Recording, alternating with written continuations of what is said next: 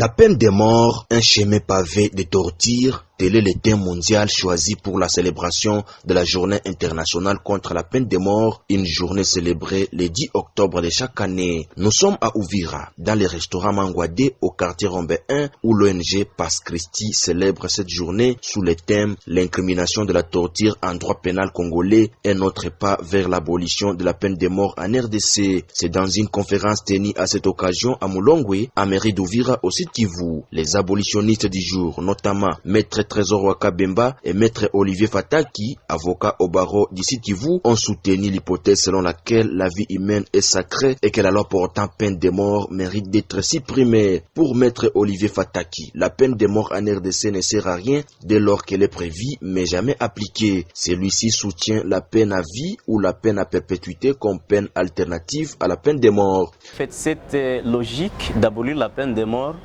elle a été tracée depuis belle lurette par notre législateur. Bien avant peut-être notre législateur de 2006, donc les constituants, bien avant lui, déjà en 2003, il y a eu un moratoire qui avait été adopté.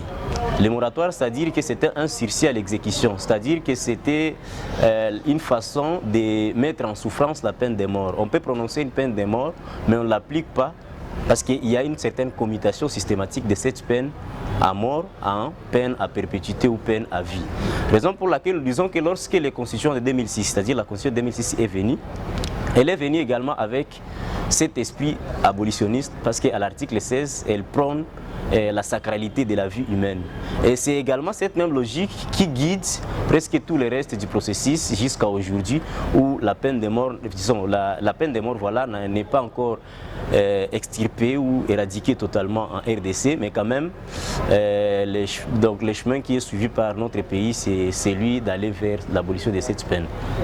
Alors du côté de ceux-là qui disent que le moment n'est pas indiqué, bon, on peut leur concéder. On peut leur concéder parce que la plupart d'entre eux pensent que cette peine pourrait quand même produire un certain dissuasif des potentiels criminels. Pourtant, ce n'est pas ça le cas. Pour soutenir cette position-là, je dirais même que si on avait aboli la peine de... En fait, le moment que nous vivons aujourd'hui, ça ressemble à celui comme si on avait aboli la peine de mort depuis 2003. Parce que la réalité est telle que depuis 2003, la peine de mort n'est pas d'application chez nous, même si elle peut être prononcée ou même si elle est encore prévue par la loi. Comme pour dire que toutes les personnes condamnées à mort sont appelées à aller passer le reste de leur vie en prison.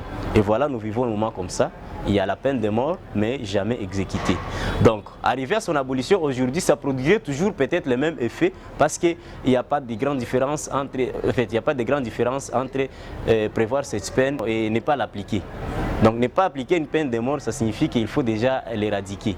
Donc, elle ne sert plus à rien dès lors qu'elle est prévue, mais jamais appliquée. De son côté, le porte-parole des étudiants d'Uvira ne partage pas les mêmes avis avec Maître Olivier Fataki qui reste abolitionniste. Bouirabukiza Kapenda Pascal reste rétentionniste et soutient l'existence de la peine de mort pour que selon lui, ça puisse continuer à inquiéter les criminels. La façon dont les choses sont observées dans notre pays, nous soutenons que cette peine de mort soit toujours là pour que ça puisse continuer à inquiéter les malfaiteurs. Dans le contexte du moment dans notre pays, lorsque vous dites à un malfaiteur, mon cher, si vous osez ôter la vie à l'autre, la vôtre sera aussi ôtée. C'est une manière de lui dire consciemment, je vais me réserver, parce que je ne peux plus vivre tant que j'ai fait ceci. Voilà pourquoi ce genre de copier-coller, parce qu'on l'a fait dans les 144 pays du monde, on l'a fait ça en France, si c'est en Angleterre, si c'est dans quel coin de la planète, qu'il faut venir aussi les coller en RDC alors que le contexte n'est pas le même. Le français n'a pas la même vie que les Congolais. Maître Sogoti Jean-Paul, défenseur judiciaire au tribunal de grande instance d'Uvira, pense que la peine de mort doit rester dissuasive parce que d'après lui, les conditions carcérales, politiques et sociales congolaises ne sont pas encore réunies. Et partant de mes propres analyses, je pense que le moment n'est pas opportun pour abolir, pour poursuivre la démarche d'abolir la peine de mort. dans la mesure où notre pays a beaucoup de priorités. Ça d'abord c'est un. Et aussi les conditions incarcérales, les conditions politiques, les conditions des vies humaines, les conditions sociales des Congolais ne sont pas encore réunies. L'impunité est à son plein. Alors, et si l'impunité est à son plein, la peine de mort reste jusque-là dissuasive, c'est-à-dire psychologiquement, étant donné que tout Bantou, le Muntu, est beaucoup plus attaché à la vie, s'il sent que voilà, tu as commis ces gaffes, bientôt tu vas aussi mourir comme les autres. Cela amène le monsieur, le bourreau, à pouvoir quand même revenir sur ses pas.